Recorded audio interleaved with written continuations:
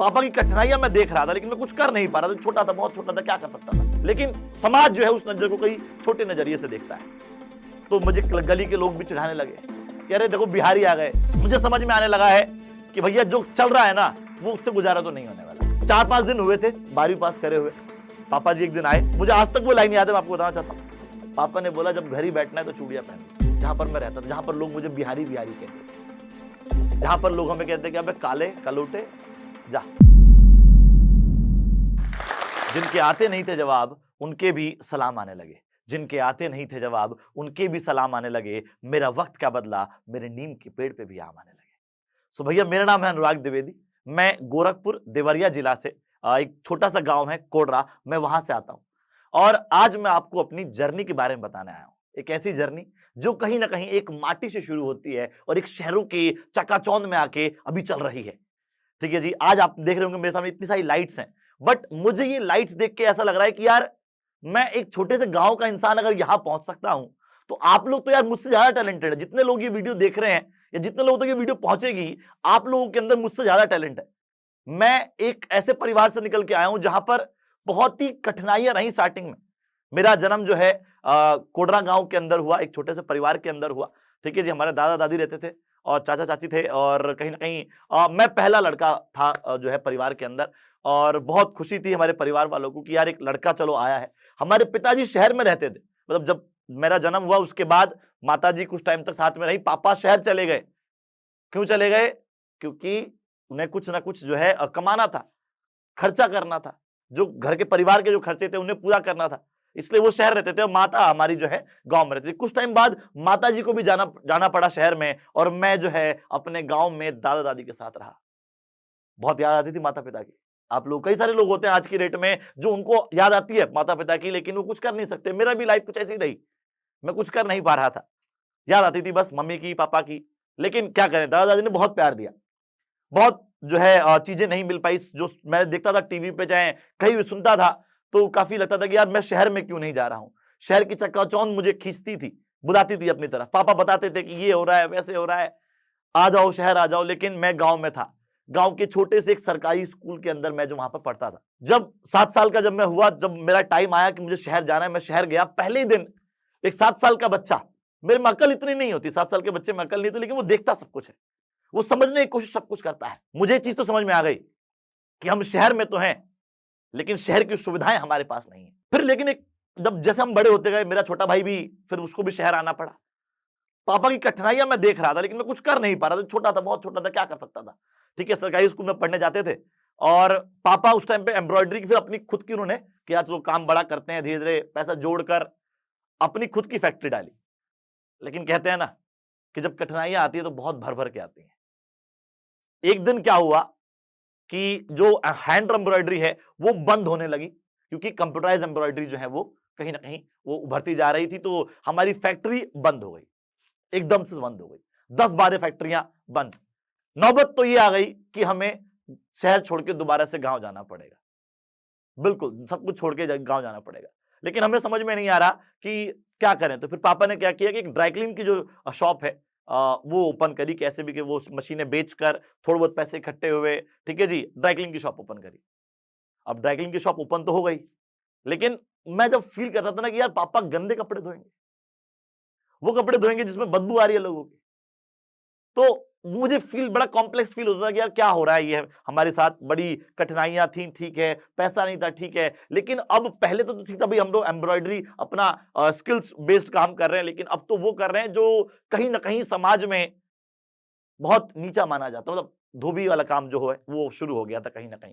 ऐसा नहीं है कि कोई काम छोटा बड़ा होता है, मैं ये नहीं कह रहा कोई काम छोटा बड़ा होता है, लेकिन समाज जो है उस नजर को कहीं छोटे नजरिए से देखता है। तो मुझे गली के लोग भी चिढ़ाने लगे कि अरे देखो बिहारी आ गए, बिहारी गांव से आ गए, कपड़े अच्छे नहीं थे, ड्रेसिंग अच्छी नहीं थी, ठीक है जी, शक्ल इतनी अच्छी नहीं थी। तो क्योंकि वो होता है ना कि जब first become rich then become philosopher, तो पहले रिच बनो फिर फिलोसफर बनो। तो रिच थे नहीं भैया, तो फिलोसफर कहां से बन सकते हैं, अच्छे कहां से बन सकते हैं, स्मार्ट कहां से बन सकते हैं। तो ये प्रॉब्लम जो है हो रही थी। उसके बाद फिर अगर देखा जाए तो, और जो ड्रैगिंग का जो बिजनेस है ना, मैं आपको बताना चाहता हूं बालको, जो भी लोग देख रहे हैं, ड्रैगिंग का बिजनेस एक सीजनल बिजनेस है। प्रॉब्लम बढ़ती गई, बढ़ती गई। अब क्या करूं, भाई मुझे, अब मैं 10th क्लास में आ चुका हूं, मुझे समझ में आने लगा है कि भैया जो चल रहा है ना वो उससे गुजारा तो नहीं होने वाला। सीजनल बिजनेस था, पापा ने एक दिन और एक चीज हमारे सामने लाके खड़ी कर दी जिससे मुझे और कॉम्प्लेक्स फील हो गया, आइसक्रीम। कि अब आइसक्रीम भी बेचेंगे क्योंकि हमारा काम जो है, गुजारा जो है नहीं चल रहा है, तो अब आइसक्रीम बेचेंगे, आइसक्रीम बेचने वाला काम शुरू, अभी आइसक्रीम बेचा जाएगा। तो 2 रेडी लेकर आए पापा, 1 रेडी नहीं थी, 2 रेडी थी। एक रेडी पापा चलाते थे, दूसरी रेडी पे मैं, मेरा छोटा भाई और कभी कभार मम्मी वहां पर बैठ जाया करती थी। एक छोटी शॉप थी, अनुराग ड्राई क्लीनर्स, मेरा नाम अनुराग है और अनुराग ड्राई क्लीनर्स के नाम से ही वो शॉप जो है खोली गई। ठीक है जी, उसी शाहदरा के अंदर एक छोटी सी दुकान हमने ली किराए पर और उसको खोल दिया। लेकिन कुछ टाइम बाद वो भी, मैंने बताया ना, सीजनल हो गया, आइसक्रीम भी परेशान कर रही थी बहुत ज्यादा क्योंकि वो भी सीजनल काम है। 2 सीजनल काम हमने पकड़ लिए। कैसे कैसे करके हमने 12वीं पास करी। 12वीं पास करने के बाद क्या हुआ कि भैया कुछ अब तो करना पड़ेगा। अब 4-5 दिन हुए थे 12वीं पास करे हुए, पापा जी एक दिन आए, मुझे आज तक वो लाइन याद है, मैं आपको बताना चाहता हूं। पापा ने बोला जब घर ही बैठना है तो चूड़ियां पहन लो। मुझे मुझे वो लाइंस आज तक मेरे कानों में गूंजती हैं, ये पापा ने बोला। लेकिन मुझे आज रियलाइज होता है कहीं ना कहीं वो लाइंस जो हैं मेरे, अगर वो लाइंस पापा ने आज नहीं, उस दिन नहीं बोली होती तो आज मैं यहां नहीं होता, आप लोगों के सामने इस मंच पे नहीं होता। बहुत सारे बच्चे जो मेरे एज के हैं या मुझसे थोड़े से यंगर हैं, जो 12th पास करते हैं, वो ये सोचते हैं कि सेठ बन के बैठेंगे, बिना मतलब बैठेंगे, सेठ बन के बैठेंगे, बिना मतलब बैठेंगे। तो भैया सेठ बन के बैठने वाला काम तो अपने पास था नहीं। तो पापा ने जो लाइन बोली थी बड़ी शानदार बोली थी कि भैया अगर जब घर पे ही बैठना है तो चूड़ियां पहन लो। वो मुझे 3 दिन तक मेरे कानों में गूंजती रही, मुझे कुछ समझ में नहीं आ रहा था कि पापा ने क्यों बोला। लेकिन फिर मुझे रियलाइज हुआ कि हाँ, मुझे काम तो करना पड़ेगा। मैंने क्या किया, एक साइकिलिंग की शॉप पे पीछे वाला एरिया खाली किया, साफ किया, खुद से पेंट किया, खुद पेंट खरीद के लाया। पैसे नहीं थे भाई किसी के पेंट कराने के लिए, खुद लाया, पेंट किया। पेंट करने के बाद क्या हुआ भाई, एक छोटा सा बोर्ड लगा के मैंने पढ़ाना शुरू कर दिया। एक बच्चा आया, मैं बहुत खुश हुआ कि यार, अरे मैं टीचर बन गया भाई। एक बच्चा मैंने पढ़ाया, जब मैं पहले दिन गया मैं पढ़ के गया था। और मेरा मानना है कि टीचर वही है जो आज भी पढ़ के जाए। मैं आज भी पढ़ के जाता हूं। पहली फीस आई 200 रुपए, कमाया 200 रुपए, कमाया, 1 महीने की फीस आई थी 200 रुपए। अब मुझे धीरे धीरे लगा कि यार मैं अब क्या करूं, और मैं क्या करूं, 200 रुपए तो बहुत कम था। लेकिन फिर वो जब मैंने पढ़ाना शुरू किया, और सबसे बड़ी बात क्या है, जब हम पढ़ाते हैं ना तो वह पढ़ाते हैं जो बच्चों को समझ में आए। बच्चों ने बोला सर आप बहुत बढ़िया पढ़ाते हो, क्योंकि आप वो यूज करते हो, वो लैंग्वेज यूज करते हो जो समझ में आती है, आप किताबों की भाषा नहीं पढ़ाते। तो जब मैंने पढ़ाना शुरू किया वो लोगों को कनेक्ट होना शुरू हो गया। एक बच्चा आया, फिर अगले महीने 4-5 बच्चे आ गए, फिर 10-20 हो गए। इतने हो गए कि मुझे वो जो ड्राइक्लिंग की शॉप थी वो खाली करके कहीं और जाना पड़ा। सर आप तो बहुत बढ़िया पढ़ाते हो और हमारी भाषा में पढ़ाते हो, उस भाषा में जिस भाषा में हमें समझ में आता है। सो एक बच्चे ने मुझसे एक दिन पूछा कि सर आप पूरी पूरी रात जाग लेते हो, क्या करते हो, क्या खाते हो, क्या पीते हो, कुछ है ऐसा जो हमें भी बता दो सर। तो मैंने उसको एक बात बोली थी, आज के दिन वो एक बहुत बड़ा हैशटैग है, बहुत सारे बच्चे उसे यूज करते हैं। हैशटैग कुछ सपने सोने नहीं देते। कुछ सपने सच में सोने नहीं देते। मैंने वो सपने देखे थे कि अपने गांव का नाम रोशन करना है, उस माटी का नाम रोशन करना है जहां अपन पैदा हुए, क्योंकि उस गांव को कोई नहीं जानता। अगर मैं गूगल मैप पे सर्च करूं तो वो आएगा भी नहीं। मैं उस गांव से हूं। उस गांव को पूरे जगह, पूरे इंडिया में, पूरे वर्ल्ड में पहुंचाना था कि अरे ये तो उस गांव का इंसान है। इसी बीच एक दिन मैंने एक वीडियो बनाई, अपनी फैमिली को इन्वॉल्व किया और वो वीडियो मैंने कहीं डाल दी। स्टार प्लस की टीम ने अप्रोच किया, ठीक है जी, और मैं एक शो जिसका नाम है सबसे स्मार्ट कौन शो, वहां पहुंच गया। जी बिल्कुल सही सुना आपने। उस शो के अंदर वरुण धवन, आलिया भट्ट एंड रवि दुबे। रवि दुबे भी बाय डिफॉल्ट जो हैं हमारे देवरिया के हैं, ठीक है जी। हम वहां पहुंचे, एक ऐसा लगा था कि हम कहां जा रहे हैं यार, हम गांव के लोग उठ के कहां जा रहे हैं, मतलब मुंबई सपनों का शहर। मैं तो दिल्ली के एक छोटे से जगह पर रहता था। तो उनकी पूरी टीम आई और उस एरिया में शूटिंग हुई जहां पर मैं रहता था, जहां पर लोग मुझे बिहारी बिहारी कहते थे, जहां पर लोग हमें कहते कि अबे काले कलोटे जा, जहां पर हमें लोग छोटा समझते थे कि अरे ये कैसे ही लोग हैं, आके बस गए यहां। तो वहां पर शूटिंग हुई, पूरे शारदा को, पूरे ईस्ट दिल्ली को पता लगा कि भाई यहां शूटिंग करने के लिए लोग आए हैं। हमारा नाम होने लगा, भोजपुरी के पेजेस, फेसबुक पेजेस पे पोस्ट डालने लगी कि ऐसे ऐसे छोटे से 2 गांव के लोग हैं, ठीक है, हमारे पिताजी और मैं दोनों उस शो के अंदर गए। उस शो में पहुंचने के बाद, मुंबई जैसे शहर में जाने के बाद, हमारे जो ओपोनेंट थे वो एक प्रिंसिपल थे और एक आईआईटी था, और हम छोटे से, पापा मेरे जो हैं वो होमगार्ड हैं, ठीक है जी, और मैं एक 12वीं पास एक लड़का, ठीक है जी, जो कहीं ना कहीं ग्रेजुएशन अभी कर रहा है। बहुत ज्यादा नॉलेज नहीं थी, लेकिन माटी की खुशबू और कुछ बड़ा करने का जुनून, ये आपको किसी भी चीज से हारने नहीं देता। हमने हार नहीं मानी और हम वहां चले गए, लड़ने लगे, जीतने लगे और जीतने लगे। 10 लाख रुपए जीत गए। उसके बाद मेरे पिताजी और हम लोग बड़े इमोशनल हुए उस सीन के, उस शूट के दौरान।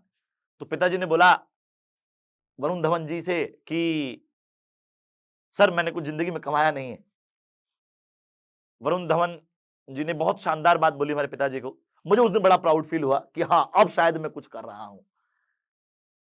उन्होंने बोला कि सर आप ऐसा क्यों कह रहे हो, आपने कुछ कमाया नहीं है। ये वरुण वरुण वरुण धवन की लाइन है कि आप पिताजी से कि आप ऐसा क्यों कह रहे हो कि आपने कुछ कमाया नहीं है। भाई साहब, जो आपके बगल में खड़ा है ना, वो जो आपने कमाया ना, वो आज तक किसी ने नहीं कमाया। इतनी छोटी सी उम्र में इतना बड़ा काम करने का जज्बा, नाम करने का जज्बा, ये हर किसी बच्चे में नहीं होता। तो जो आपने कमाया वो किसी ने नहीं कमाया। उस दिन मुझे फील हुआ कि हाँ यार, मैं कुछ कर रहा हूं। और हमारी जर्नी वहां से बिल्कुल चेंज होने लगी। हम अपनी लाइफ में और अच्छा करने लगे। एक कोचिंग सेंटर खोला, 2 कोचिंग सेंटर खोले, प्ले स्कूल खोला, और आज मैं आपके सामने यहां खड़ा हूं। तो ये जर्नी काफी रोलर कोस्टर वाली रही, लेकिन आपको एक मैं बता दूं कि माटी से जुड़ाव और कुछ बड़ा करने का जुनून अगर आपके पास है ना, तो एक दिन सक्सेस आपके घर पर आएगी, डोर नॉक करेगी और आपको बोलेगी चलिए भैया, बहुत हो गया स्ट्रगल, ठीक है जी, अब आते हैं कुछ सक्सेस की खुशबू की तरफ। तो माटी की खुशबू से सक्सेस की खुशबू का जो जर्नी थी, ये मेरी छोटी सी प्यारी सी जर्नी थी भाई। अगर आप इस टॉक के एंड तक पहुंच चुके हैं तो मैं आपको जोश टॉक्स का एक दूसरा रूप भी दिखाना चाहता हूं, जिससे मैं काफी देर से जुड़ा हुआ हूं और मुझे बहुत बहुत ज्यादा पसंद है कि वो क्या कर रहे हैं। जोश टॉक्स ने एक नया ऐप लॉन्च किया है जिसका नाम है जोश स्किल्स। अब वो नया नहीं रहा, काफी टाइम से है, लाखों लोग उसको अब यूज करते हैं। और जोश स्किल्स पे आप अपनी जिंदगी के लिए कोर्सेज ढूंढ सकते हैं। वो कोर्स नहीं जो आपको physics, chemistry, commerce, business studies पढ़ाएंगे, वो कोर्सेज जो आपकी जिंदगी में आपको कैसे जीना चाहिए वो सिखाएंगे।